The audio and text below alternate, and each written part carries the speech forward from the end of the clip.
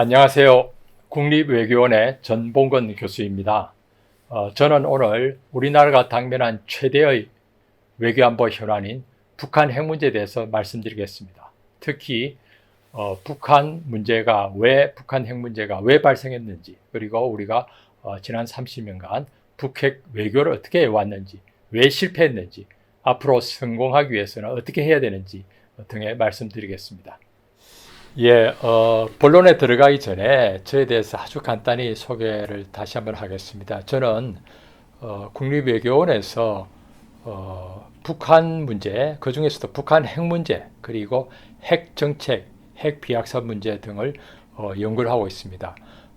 지난 한 30년간 정부, 그리고 NGO, 국제기구, 그리고 현재의 국립외교원 등에서 정책 업무를 실질적으로 참여했거나 그리고 연구를 하고 있고 또 강의를 하고 있습니다.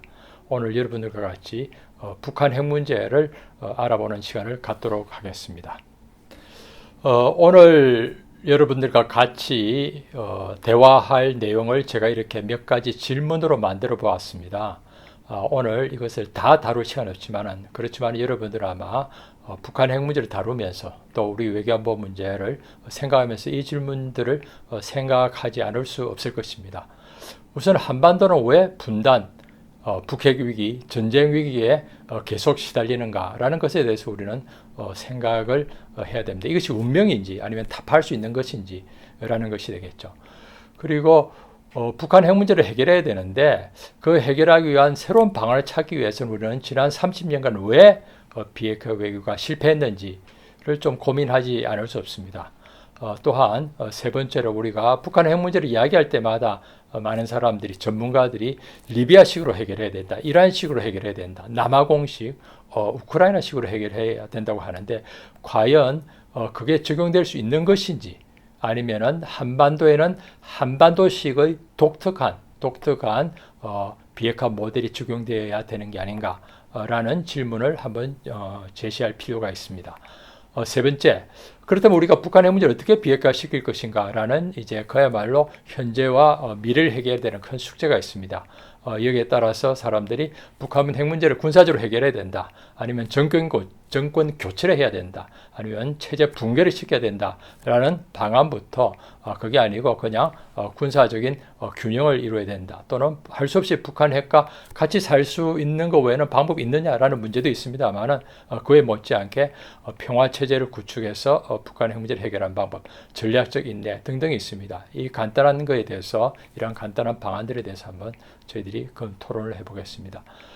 마지막으로 만약에 앞으로 북한과 미국 간에 새로이 북한 핵 문제를 두고 협상이 벌어지면 이에 대해서 다양한 쟁점들이 다시 제기되겠습니다. 이에 대해서도 아주 간략히 한번 살펴볼까 합니다. 우선 여러분들이 북한 핵 문제를 아마 들여다보면은 굉장히 복잡하다 이런 생각이 들 겁니다. 저도 사실 지난 30년간 이 문제를 다루다 보니 굉장히 복잡하고 남에게 설명하기도 참 어려웠습니다. 그래서 제가 이 표를 만들어 보았습니다. 그래서 여러분들에게 북한 핵 문제가 어떻게 전개되어 왔는지 그 과정을 한번 보고 싶다, 그리고 그 패턴을 한번 보고 싶다, 이러면 저는 이 표를 반드시 여러분들이 기억할 것을 제안합니다. 사실 북한 핵 문제는 여러분들도 아시다시피 아마 기억하는 게 있을 겁니다. 북한 핵 위기가 반복해서 계속 벌어지는 겁니다. 그리고 북한 핵 합의가 남북 간의 기본 합의, 남북 간의 비핵화 공동선언, 북미 간의 제네바 합의, 육자 공동성명, 그리고 가장 최근으로는 싱가포르 북미 정상선언 등이 다 깨어지거나 해체될 위기에 있었던 것입니다. 그래서 이러한 것들을 보면 여러분들이 북한 핵 문제는 북한의 핵 도발, 그리고 핵 위기, 그 다음에 너무 위기가 심해지면 다시 그것을 협상, 대화를 통해서 해결하기 위한 북핵 협상이 열리고, 그러고 나서 북핵 합의가 만들어집니다. 그렇지만은 북한과 미국 간에, 남북 간에 상당히 이견이, 입장 차이가 크거든요. 그런 상황에서 제대로 된 북핵 합의, 이행될 수 있는, 준수될 수 있는 합의는 잘 만들어지지 않는 것 같습니다. 그럴 가능성이 굉장히 낮은 거죠. 그렇다면 그 합의는 또 이행 과정에서 붕괴가 되는 겁니다. 그래서 이런 과정 속에 있다 보면은 여러분들도 아마 저와 비슷한 결론을 내지 않을 것 같습니다. 저도 이제 이 전문가로서 활동하다 보니 언론으로부터 많은 질문을 받습니다. 이번에 굉장히 좋은 북핵 합의가 만들어졌습니다. 앞으로 어떻게 될까요? 근데 저 일하는 25년, 30년의 경험을 보면 아무리 잘 만들어진 합의라도 빈틈이 너무 많거든요. 북한과 미국은 서로 아무리 합의를 만들었지만 여전히 적대 관계입니다. 그래서 그 합의는 깨어질 수밖에 없지 않을까요? 라고 하면은 조금 있으면 좀 안타깝지만 깨어지는 것 같습니다. 그리고 한참 북의 위기가 너무 심각합니다. 사는 사람들이 어떻게 하나요? 뭐 라면을 사재해야 되나요? 어떻게 해요? 앞으로 큰일 난대요. 전쟁이 일어날까요? 그렇지만은 한반도에서 전쟁이 일어나는 것도 그렇게 간단치는 않은 것 같습니다. 만약에 굉장히 위기가 심각해지면은 또 북한과 미국 간에 또 남북 간에 새로운 대화의 기회를 찾아서 그 긴장, 위기를 좀 해소하려는 노력이 있었던 것 같습니다. 그래서 이러한 사이클들이 안타깝지만 깨어져야 됩니다. 그래서 제일 최근에 만들어진 남북 간의 정상선언, 2018년 4월 달에 판문점 선언, 그리고 싱가포르 북미 정상선언이 잘 이행되면 좋겠지만은 그게 저희 간절한 희망인데 만약에 잘못되면 어떻게 될까라는 그런 마음이 아직도 걱정되는 마음이 앞서고 있습니다. 그렇다면 이 한반도는 왜 이런 좀 불안한 상황이 계속될까요? 아주 그 유명한 지정학자이고 미국의 국가안보보좌관이었던 브레진스키 전 국가안보보좌관이 그랜 체스보드라는 유명한 책에서 유라시아의 이런 지정학을 한 장의 그림으로 보였습니다. 제가 볼 때 이 그림이 우리 한반도 운명을 말해주는 게 아닌가 싶습니다. 하필이면은 대륙 세력, 그게 러시아가 되건 소련이 되건 중국이 되건 러시아 세력, 대륙 세력과 해양 세력이 만나는 그 단청선이 하필이면 우리 한반도를 지나고 있습니다. 이러한 것들을 우리가 극복을 해야 되는데 이 한반도라는 지리적 환경이 한편으로는 해양과 대륙을 연결하는 교량 국가, 가교 국가의 굉장히 좋은 평화 번영을 위한 역할을 할 수 있지만 조금 불행할 경우에는 이렇게 분단이 되고 그리고 전쟁을 겪는 안타까운 그런 상황이 또 빠지는 것 같습니다.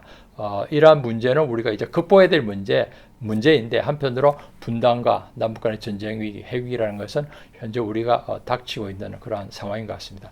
그래서 우리의 이 지도를 볼 때마다 여러분들도 같이 이걸 어떻게 극복하지라는 것은 우리 대한민국의 엄청난 큰 과제일 것 같습니다.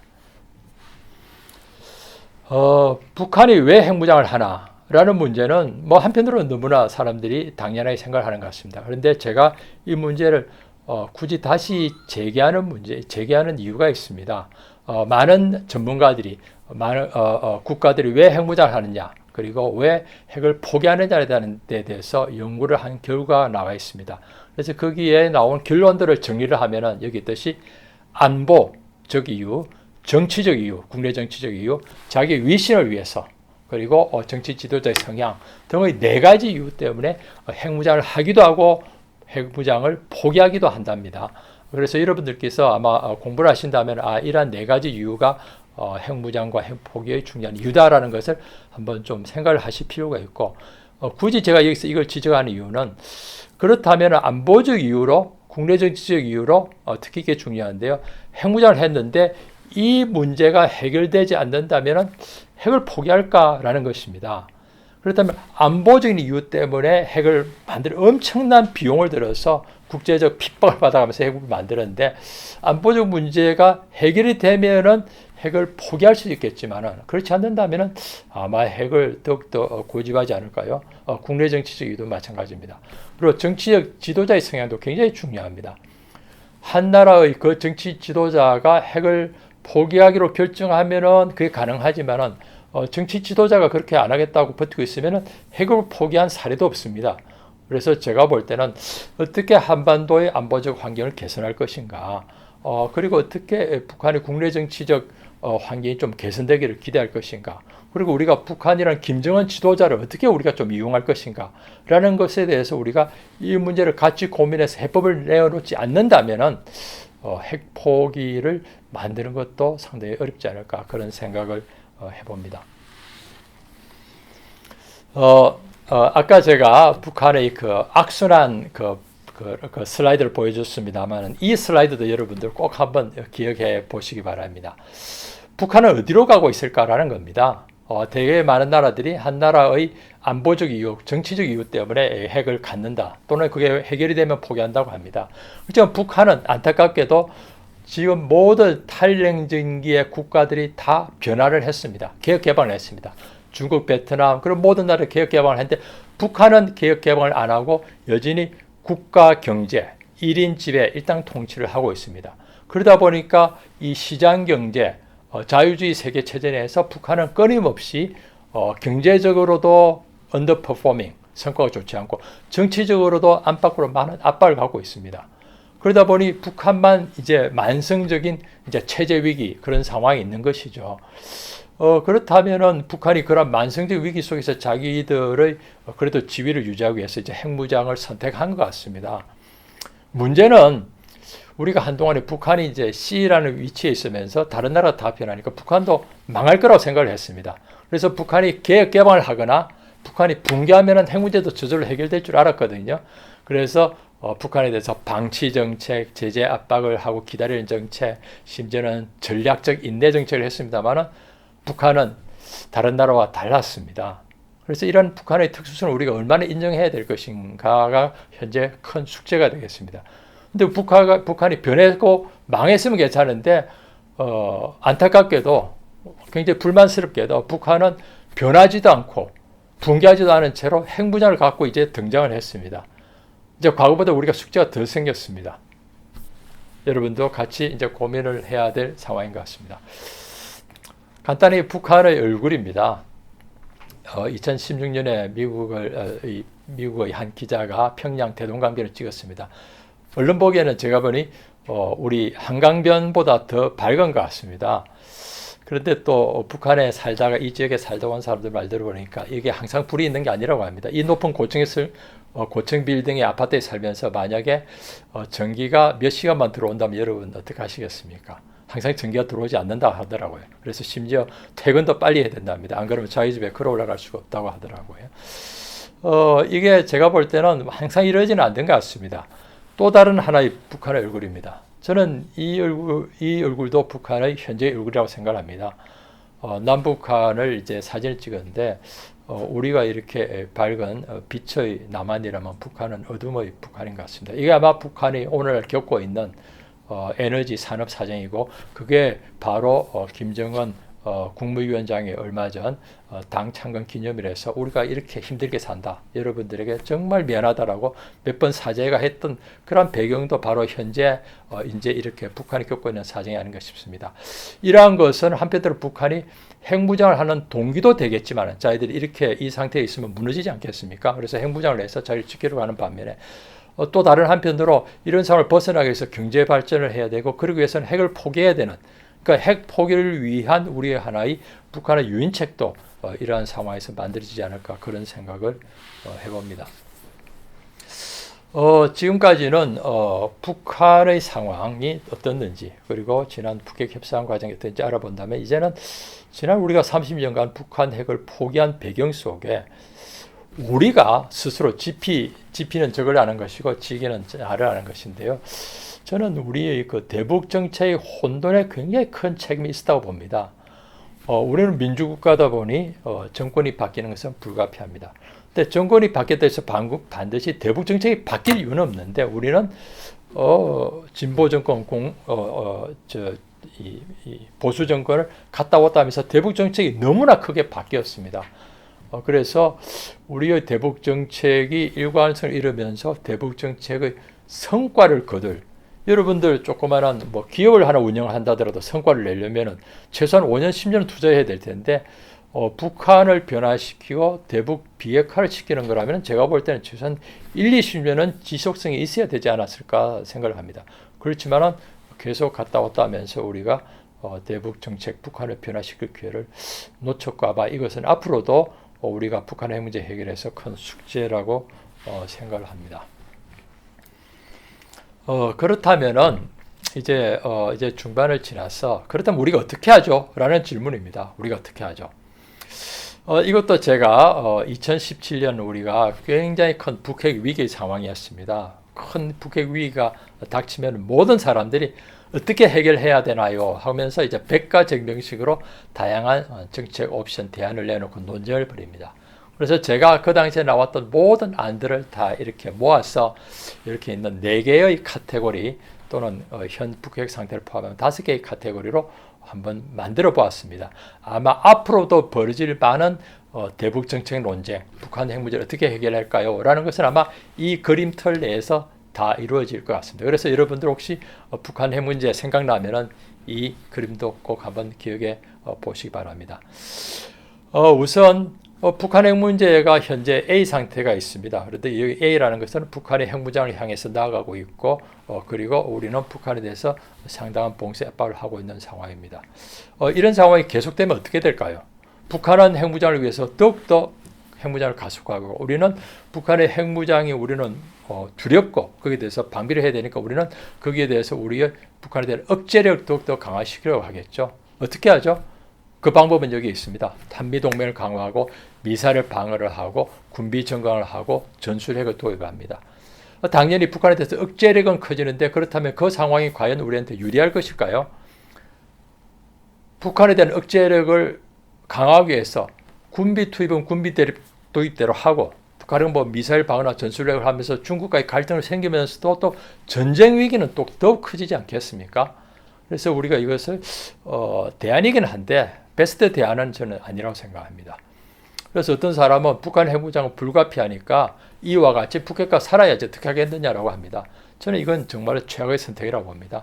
북한의 핵무장과 동거를 한다는 말은 북한의 핵 우위를 인정해야 되고 우리는 그것을 북한의 이 뉴클리어 코어전 핵 강압에 우리가 꼼짝없이 당해야 되는 상황입니다. 저걸 벗어나기 위해서는 우리도 핵무장을 해야 됩니다. 근데 북핵과 동거를 안 하고 우리가 핵무장을 선택하면 어떻게 되죠? 한국의 핵무장 선택하면 우리도 북한처럼 될 가능성이 많습니다. 국제사회는 엄청난 강한 핵 비확산 정책이 있고 우리가 마치 북한을 쪼아붙이듯이 제재 압박을 하듯이 한국도 핵무장을 하면 제재 압박을 당할 가능성이 굉장히 많습니다. 아마 현대 삼성도 수출 못하게 되겠죠. 그래서 이것도 뭐 제가 볼 때는 좋은 선택은 아닌 것 같습니다. 그래서 뭐 여전히 많은 사람들이 북한을 그렇다면 강제로라도 비핵화 시킵시다. 그래서 정권 교체를 하거나 정치적으로는 정권 교체, 체제 붕괴, 강압을 통해서 그리고 군사적으로는 영변 시설에 대한 서지컬 스트라이크, 외과적 또는 이 트럼프 시절에는 블라디 노즈라는 이런 말도 썼습니다만, 근데 사실은 이라는 그 강제적 비핵화는 우리 30년 내내 떠들었거든요. 근데 한 번도 해보지를 못했어요. 근데 지난 30년 전에 북한이 가장 취약할 때, 우리가 북한에 대해서 가장 우위에 있을 때도 이 정책을 취하지를 못했는데 지금 북한은 그럭저럭 과거보다 안정된 것 같습니다. 그리고 군사력도 핵무장이 있으니까 그렇게 좀 쉽게 다룰 상대는 아닌 것 같습니다. 그렇다면은 강제적 비핵화를 이것이 성공할 가능성은 더욱더 낮아졌다라는 것이죠. 그런데 그렇다면 이제 마지막 남아있는 하나의 그 정책 옵션이 C 옵션이 되겠습니다. 즉 다시 말해서 평화 체제를 통해서 북한 핵 문제를 해결하는 것입니다. 사실 이 옵션들은 북미 간의 1994년의 제네바 합의 그리고 2003년, 2005년의 육자회담의 육자 공동선언에도 들어와 있는 해법입니다. 그렇지만은 북한이 계속 속였거든요. 이 합의를 한다고 이행한다 해놓고 결국 이행하지를 않았어요. 그러다 보니까 이 합의라는 것이 말로는 그럴듯한데 실행이 된 적이 없습니다. 그러다 보니까 많은 사람들이 그거 되겠느냐라고 하는데, 근데 제가 볼 때는 다른 옵션들이 너무 위험하거나 너무 비용이 많이 들거나 실현성이 낮기 때문에 여전히 우리의 옵션은 저는 C가 돼야 된다고 봅니다. 과거에 C가 실패한 것은 제가 볼 때 반드시 북한이 잘못한 것이지만 우리도 C 옵션을 잘 본 매니지한 측면도 있다. 그리고 제가 볼 때는 C 옵션을 취하고 평화체제 구출하고 이것을 잘 매니지한다면 제가 볼 때 다른 옵션보다도 저는 더 좋다는 생각을 합니다. 그럼에도 불구하고 C 옵션만 믿고 있을 수는 없습니다. 북한은 계속 치팅, 기만할 가능성이 있거든요. 그래서 제가 볼 때는 C를 플랜 A로 하고 적극적으로 추진하면서 혹시 북한이 우리를 기만하고 핵을 절대로 포기하지 않을 가능성에 대해서 우리의 군사력 억제를 강화하는 B 옵션도 우리는 항상 고민을 하고 있어야 되겠다는 생각을 해봅니다.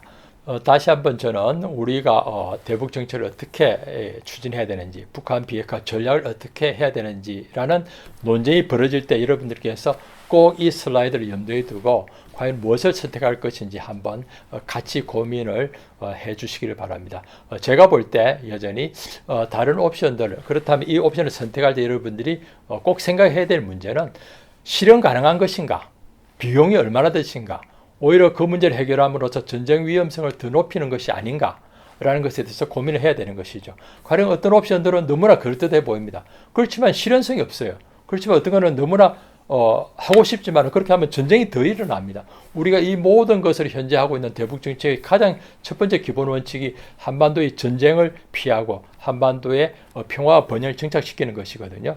그렇다면 제가 볼 때는 평화체제 구축을 우리를 플랜 A로 추구를 하고 만약에 하나 그것이 실패할 경우에 대비해서 우리는 우리의 군사적 억제를 강화시켜 나가는 플랜 B를 좀 염두에 두어야 된다, 이런 말씀을 드리겠습니다. 그렇다면은 제가 이제 다시 한번 이제 결론으로 돌아와서 지난 30년간 우리가 어떻게 했는지라는 것에 대한 반성과 교훈을 간단히 말씀드리고자 합니다. 지난 30년간 우리는 북한이 변할 거라고 기대를 하고 또는 북한이 망할 거라고 기대를 하고 우리의 비핵화 정책을 상당히 소극적으로 추진했던 것 같습니다. 그리고 우리는 한때 북한의 핵 개발은 그것은 협상 카드다라고 생각을 했었습니다. 즉 다시 말해서 북한이 내구성, 핵개발 역량 의지를 과소평가했던 것이죠. 근데 지금은 또 제가 볼 때는 약간의 좀 그 정반대의 사람들이 이 잘못을 하는 거 아닌가 생각을 합니다. 북한의 핵개발 의지를 너무 과소평가해서 북한이 절대로 핵을 포기하지 않을 것이다라고 말씀하시는 것이죠. 근데 제가 볼 때 그것도 아닌 것 같습니다. 북한의 핵개발 역량을 유지하는 것은 제가 볼 때 엄청난 돈과 국제적 제재 압박을 초래하는 것이거든요. 그래서 제가 볼 때 만약에 저는 가격만 맞는다면 북한의 안보와 정치적인 안정이 보장된다면 제가 볼 때 그것을 트레이드할 가능성은 여전히 있다. 그것이 바로 다른 모든 나라에서 나타나는 사례인 것 같습니다. 그리고 앞에 지적했듯이 대북 정책 노선의 잦은 변동, 혼선은 절대로 해서는 안 되겠다. 이를 위해서 제가 볼 때 오히려 정치인들이 이를 좌우로 오락가락 한다면 제가 볼 때 국민과 우리 정책 공동체, 전문가들이 조금 더 중심을 잡아야 되겠다, 이런 생각을 해봅니다. 그리고 또 하나 지적하고 싶은 것은 한반도형 비핵화 전략이 부재했다는 것입니다. 우리는 북한 핵 문제를 해결하려고 지난 30년간 노력하면서 1991년도에 리비아 문제가 해결되니까 모든 사람들이 리비아식으로 해결하자고 그랬어요. 그리고 최근에 또 이제 볼턴도 또 리비아식으로 해결하자고 그랬고, 그리고 또 이란 핵 문제가 2015년 해결되니까 또 이란식으로 해결하자고 많은 사람이 떠들고 그럽니다. 근데 이 모든 나라들이 보면은 자기 아주 독특한 그 자체의 자기의 전략적 환경, 정치적 환경의 상황에서 그런 비핵화 전략이 나오고 성공을 했었거든요. 그렇다면 제가 볼 때는 결코 그런 것들이 저는 한반도에 그대로 적용될 것 같지는 않습니다. 그럼 예를 하나 들면 사람들이 또 이렇게 제가 볼 때는 이 다른 나라에서 발생한 비핵화 사례를 또 약간 오해하기도 하는 것 같습니다. 사람들이 2015년에 이란 핵 문제에 이란 핵 합의가 만들어졌습니다. JCPOA라는 합의가 만들어졌는데 그 만들어지니까 사람들이 이란에 대한 제재 압박이 성공해서 합의가 만들어졌다. 그러니까 우리도 북한에 대해서 이런 식으로 제재 압박을 강화해야 되겠다라고 많은 사람들이 이야기를 했었어요.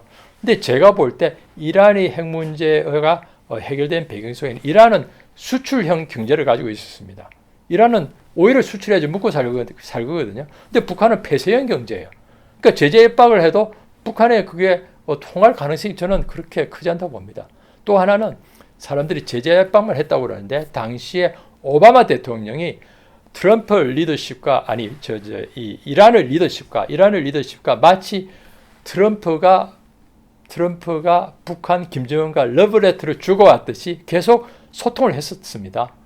그러니까 제가 볼 때는 다른 나라의 비핵화 사례를 참고를 하더라도 그 참고에서 진짜 교훈을 얻어내려는 노력을 해야 되지 아주 겉보기에 언론에서 아주 피상적으로 지적하는 것을 가지고 북한에 적용하려고 하면 실패할 수밖에 없다는 것입니다. 그리고 핵무장 동기 해소를 해야 되겠죠. 그건 아까 이미 이야기를 했기 때문에 좀 간단히 넘어가고요. 제가 볼 때 여전히 북한의 이 핵 문제를 해결하기 위해서는 그러니까 북한으로 볼 때는 핵을 갖고 있다, 핵을 포기하고 있는 것은 굉장히 어려운 일입니다. 근데 굉장히 어려운 결정을 하려면 어떻게 하죠?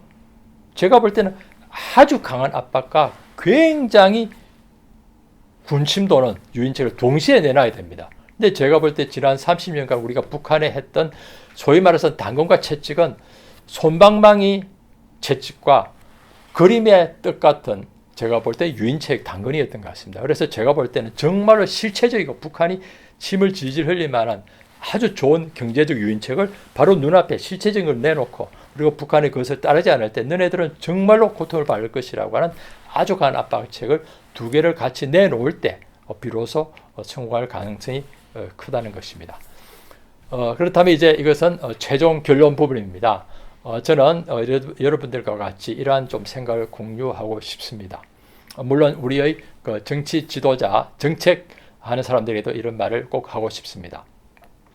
우리는 북한 핵 문제가 해결되지 않으니까 자꾸 기다리는 성향이 있습니다. 근데 저는 제가 볼 때 그거 정말 잘못이라는 것입니다.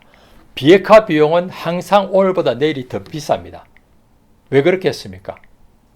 너무나 한편으로 당연한 것 같습니다. 북한의 핵 능력은 지난 30년간 계속해서 증가했습니다. 특히 지난 북한의 이제 농축을 하게 되면서부터는 북한의 핵 역량 증가가 더욱 가속화되었습니다.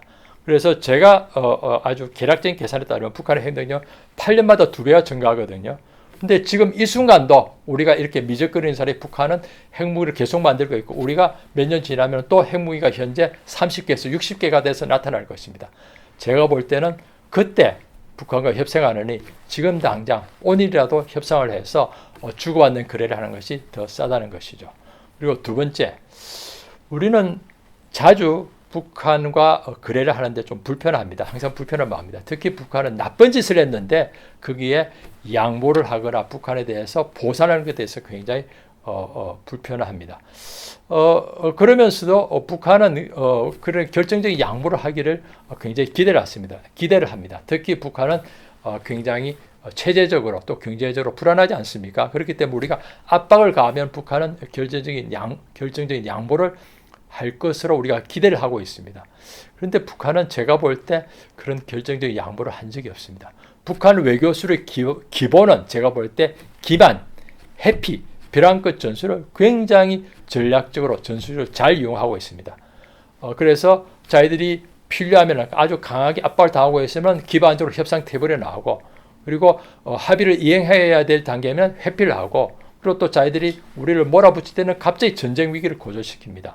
이런 것들에 대해서 우리가 좀 이런 것들에 대해서 북한의 이러한 그 전술을 생각한다면 북한을 결코 만만하게 봐서는 안 되겠다. 그래서 북한에게 제재 압박을 통한 문제 해결을 기대하기보다는 북한의 이익과 우리의 이익, 북한의 안보 문제와 우리의 안보 문제의 정상적인 교환, 거래를 통해서 문제를 해결하는 것이 더 나을 것 같습니다. 그래서 제가 다시 한번 말씀드리지만 북한 핵무장과 비핵화의 기본으로 돌아가서 이익의 균형 그리고 안보의 균형을 통해서 북한 핵 문제를 해결하자는 것을 주장을 합니다. 마지막으로 다시 한번 북한 핵정책의 플랜 A는 평화체제 구축, 플랜 B는 공포의 균형이라는 것을 강조하고 싶습니다. 북한 핵무장의 기본 원인은 무엇입니까? 바로 남북한의 서로 적대관계. 이 잘못하면은 우리가 북한이 붕괴하면 우리가 북한과 통일을 하고 북한은 없어지는 그런 관계거든요. 북한과 미국도 적대관계입니다. 그런 상태에서 적대관계 해소 없는 과연 비핵화가 가능할까라는 것입니다.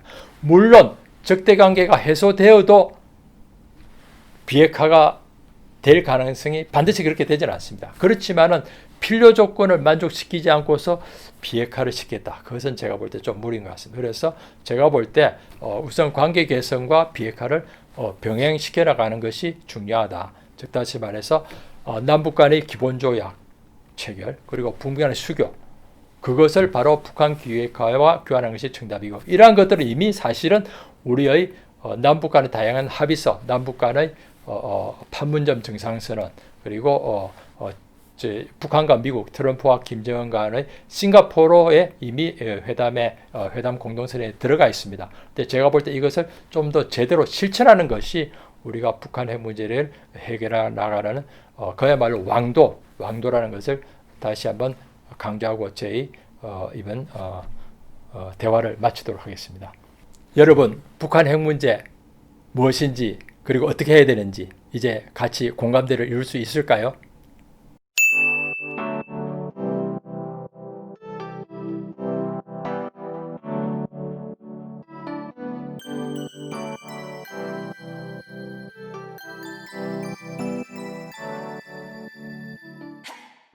안녕하십니까. 한국국방연구원 서린효입니다. 오늘은 미국의 대중 국방 군사전략 변화와 한반도를 주제로 말씀드리도록 하겠습니다. 네, 치열해져가는 미중 패권 경쟁은 군사 분야 경쟁을 배경으로 진행 중입니다.